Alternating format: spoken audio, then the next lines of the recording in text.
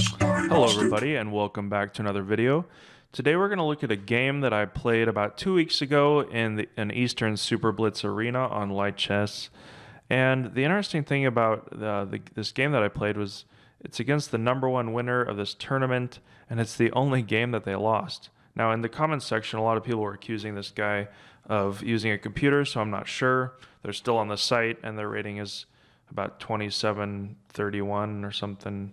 Or 2714, but they're number 18 on the Light Chess site for Blitz, and I've looked through their games. They've beaten quite a few grandmasters in a match. It looks like they played. So I just want to show this game and how I won. Let's see. So I was actually outplayed for most of the middle game.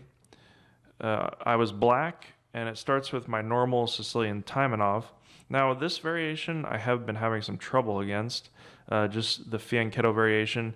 Normally, if white doesn't do that and plays d4 and trades, then I'm very comfortable with all these resulting positions, bringing the bishop out and pinning the knight, and it just provides a lot more comfort for black than this variation, which is not necessarily winning, but it's just more uncomfortable for black. So you can see white has not opened the position and he's castled already. And I'm a little slow in development and space as well. So he plays c3, preparing d4. And let's see what happens from here. All right, so knight to f6. Now my computer's been a little slow, so if there's something going on, we'll just have to wait until it speeds up again. All right, so play, now he could play here, but instead plays a slight inaccuracy, and then I just play d6, develops castles, and so there's no weaknesses by black, but I'm a little cramped, and there's no active plan is the most important thing. Alright, so now white has this double fianchetto position with the bishops, and these two center pawns that are kind of restricting all of my pieces and all of my play. Now, the main problem with this position for me is the placement of the queen on the c file. Now, black can bring the queen out to a5, but it's rather awkward and can actually get in trouble in some variations. Playing b5 doesn't really do much, so I just prefer to bring the queen back and bring my rooks here, and then just try to wait until white makes an advance and go from there. So there's a slight inaccuracy playing d5. Really for white, it's better just to play something like queen to d2 and just wait and see how black maneuvers and then strike then. But he just decides to go for d5. Now I bring the knight back, which was a mistake. Just based on activity, which I violated the principle here, I should have moved the piece forward. And then if the knight takes, he can take, and then obviously this pawn can't come here because my queen and bishop are covering it. But if he takes here and the bishop takes, then I'll be just fine. This d5 square is a bit of a problem, but it's still defensible by black.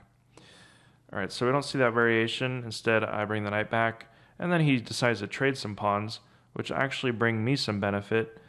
Now, knight to d5 would have just been crushing, hitting this bishop, and I can't take because if I do, then I lose a piece.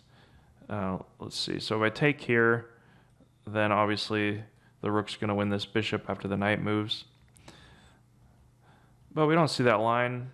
I could have took with the pawn here. That would have been the strongest. But it felt a little loose. Although I guess looking at it now, that would have been much stronger, controlling the d5 square of the pawn and also getting the open f file. So another inaccuracy there by me. Now, instead I take with a knight, and instead white just allows me to trade this weak d6 pawn, which is great for me. So the best move, according to activity, would have been just to play rook to d8, further protecting the bishop, as well as activating my rook. Instead, I play a bit passively, and now white actually has a winning advantage, because these pieces are basically worthless at this point. And once he brings in his knight and the rooks come in, these bishops would decide the game, as well as a queen attack on the king side. All right, so let's see what happens. We do see that trade. And instead of trading rooks, I just decide to keep the game going by pinning the bishop. queen to f3, attacking b7. I move it forward. And the best move here would have been knight to g4, just basically piling on e6 and opening up this dark square bishop for some kingside threats. Instead, we see takes, takes. And now you can see I have this weak pawn, but also it gave my f-file rook a lot of activity. So after queen to g4, threatening here, I combine attack and defense and play queen to b6, attacking f2 as well as defending e6. And now white has to defend that pawn, giving me one tempo to play bishop to f6.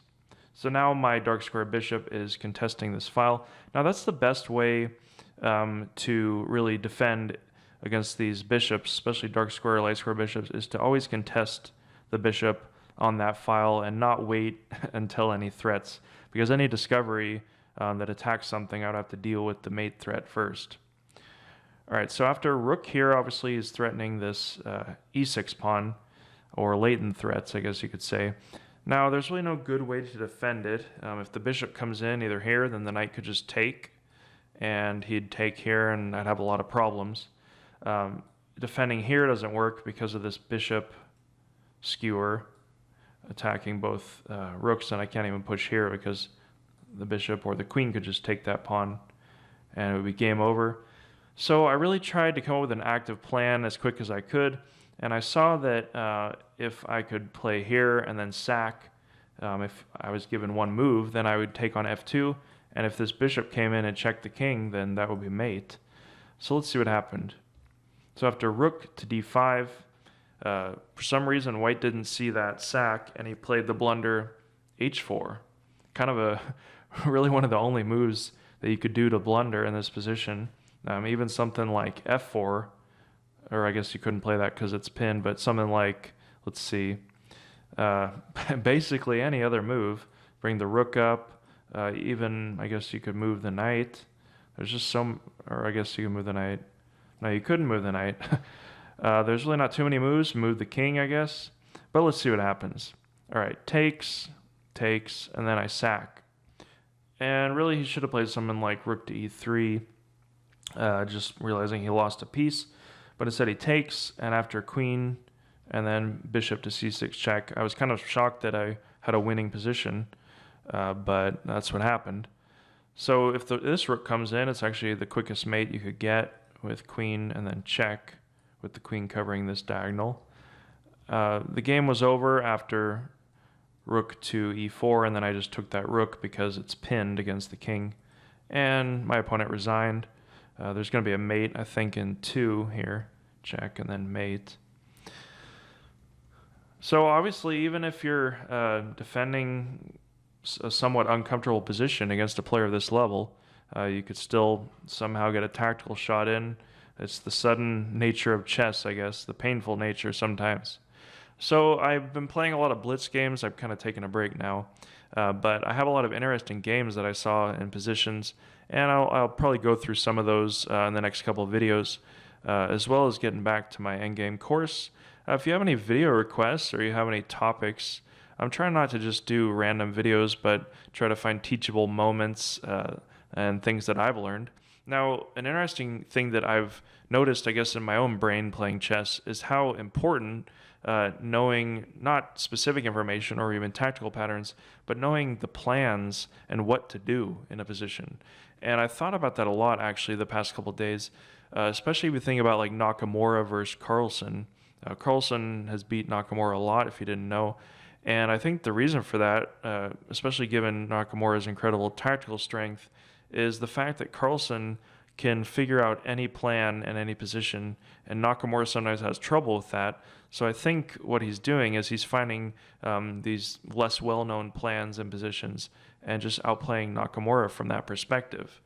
And I found that when I know the plan, and that's why I was talking about the opening of this game, when I know the plan, I can normally play a lot stronger than if I don't. And it doesn't really have anything to do with specific moves, but just the general, I guess the general point of the position. All right, so thanks for watching, and I'll see you in the next video. Have a good day. Bye-bye.